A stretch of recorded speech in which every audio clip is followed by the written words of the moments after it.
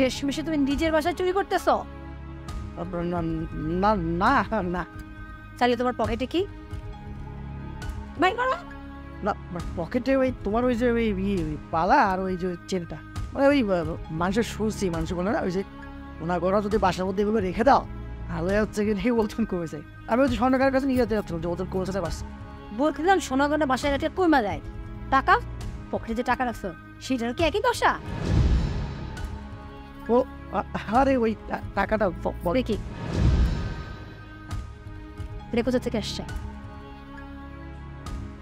এইটা নিয়ে তুমি কই যাইতেছ? আমি না গত 1-2 মাস ধরে ফলো করতেছি, তুমি বাসায় ঠিক মতো আসো না, খাও না, যাও না। আরে এই যে সেই টাকাটা আমি বাবার বাসা থেকে নিয়ে আসছিলাম ঘর ভাড়া দেওয়ার জন্য। আচ্ছা আমার একটু বলো তো কি হয়েছে তোমার? না আমার কিছু হয় কিচ্ছু হয় নাই তাই না? তোমার যদি কিছু নাই হয় তাহলে তোমার অফিস কয়টা থেকে কয়টা পর্যন্ত? 9টা থেকে 6টা পর্যন্ত। তারপরে তুমি আগে বাসা চলে আসতা। এখন কখন বাসা আসো? রাত 12টা, 1টা, 2টা। এমনকি এমন কোনো রাত আছে বাসায় ফিরো না। কিসের জন্য? তুমি কি মনে করো আমি কিছু বুঝি না? আমি দুধ ভাত খাই। কথা কইতে জানো না, কথা বলো। শোনো, তুমি যদি আজকে মুখ না খোলো আমি তো কাপড় চোপড় গোছাই চিরাতিনের জন্য আমার বাবার বাড়ি চলে যাবো। কইবা না তাই না? ঠিক আছে যাইতাছি। আসলে আমি ওই যে আমার অফিস কলিগ রিন্টুর সাথে মিশে 2-1 বার যাইতাম ওখানে একটা যাইতে যেতে অভ্যাস হয়ে গেছে সেটা। কোথায় যাইতা তুমি? মানে জোয়ার টেবিল। রাজ জুয়া খেলো? তো জুয়া আসক্ত? শোনো না মানে প্রথম কিন্তু আমি জিতছিলাম, মানে আমি 10,000 টাকা লাগারি 1 লাখ টাকা পাইতাম। হ্যাঁ এমন একটা অবস্থা, মানে জিততে জিততে আমার ভিতরে একটা নেশার তৈরি হয়। ওই যে আমাদের ফ্ল্যাটের যে বিলটা দিলাম না ওটা কিন্তু জোয়ার টাকা দিয়ে দিয়েছিলাম। তারপরে যে আমার একসময় এমন একটা নেশার চাপলো আমি প্রতিদিন খেলতাম, কিন্তু একটা সময় আসলো যে আমি প্রতিদিন হেরে যাচ্ছি হাঁটতে হাঁটতে আজকে এখন নিঃস্ব হয়ে গেছে। বিশেষ করে মানে এমন বাজেভাবে আমি আসক্ত হয়ে পড়ছি, আমি আমি চাইলেও সারতে পারতেছি না এটা। মানে আমি এমনভাবে আসক্ত হয়ে পড়ছি না, আমি ওই আসতে পারতেছি না। তবে আমি যে হাঁটতেছি না একদিন দেখবো ঠিকই জিতবো, অনেক টাকা জিতবো। আমি পাবো দেখো আমি দেখো তুমি তাই তুমি জানো জুয়া কোনোদিন ভালো দিন বয়ে আনে না। তুমি জুয়া খেলে আজকে জিততেছো, আজকে 1 টাকা জিতবা, কালকে 10 টাকা হারবা, এইটাই নিয়ম। ওই যে প্রথম তুমি তো একদিন জিতছো, এরপরে তো চিন্তা করা তারপর ঠান্ডা মাথায় প্রতিনিয়ত তুমি হাঁটতেছো আর হাঁটতেই থাকবা। জুয়া কি লাখ আজকে ভালো তো কালকে খারাপ, এটা কি মানুষ বিশ্বাস করে?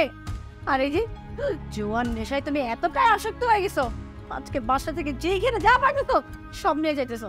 আর যখন আস্তে আস্তে সবকিছু বেচা কেনা হয়ে যাবে, বেচতে যখন ঘরে আর কিছু থাকবে না তখন তো আমার কি মনে হয় জানো, তুমি আমারই গায়ে যেতে পারো। হেরা তুমি কি বলতেছেন? আমি তো তোমার পেছন কিসের জন্য? না আমি নিজেকে না খুব রিকভারি করার চেষ্টা করতেছি।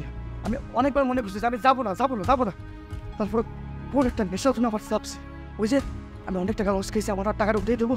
এই যে তাও আমার ভিতরে খোঁজ করতেছে। বিশেষ করে আমি চাই এই জঘন্য জীবন থেকে আমি ছেড়ে আসতে দিই। আমি অনেকবার ট্রাই করছি কিন্তু পারতে দিই। তুমি ফিরে আসতে চাও? আমার কথা দাও, তুমি আর জুয়া খেলবে না। তাহলে জুয়া না খেলানোর তোমার যত ধরনের সাপোর্ট লাগে আমি করবো। আমি সত্যি কথা বলতেছি, আমি জুয়া খেলতে চাই। এই জুয়া আমার জীবনটা শেষ করে ফেলেছে। আমি রাতে ঘুমাইতে পারি, টাকা দিতে চাই। এই জুয়া আমার বুঝতে পারছি, তুমি যে বুঝতে পারছো জুয়া খেলাটা খারাপ এটাই অনেক। আমি বাবার সাথে কথা বলতেছি, হ্যাঁ তোমার কত কি ঋণ আছে বাবারে বলে সব ভবিষ্যতের ব্যবস্থা করতেছি। আর তুমি এখন যাও, অফিসে যাও, আর খবরদার অফিস থেকে সোজা বাসা চলে আসবো। আজকে যে আমার এত রিফ্রেশ লাগছে, এতদিন পর সত্যি আমার অনেক ভালো লাগছে। আর সত্যি তুমি আমার জীবনে আসে আমি সত্যি সৌভাগ্য তোমারও তো একটা স্ত্রী পেয়েছে। শোনো, এইটাই তোমার ফার্স্ট সুযোগ আর লাস্ট সুযোগ। একটা কথা বলে রাখো, এরপরে যদি তুমি কোনো ভুল করছো মানে আবার এই জুয়ার আড্ডায় গেছো, মনে রেখো আমার তুমি সাহায্য করার জন্য হারাবো। আর এখন তো হবে না, বলতে পারি। তাহলে অফিসে। হ্যাঁ ঠিক আছে।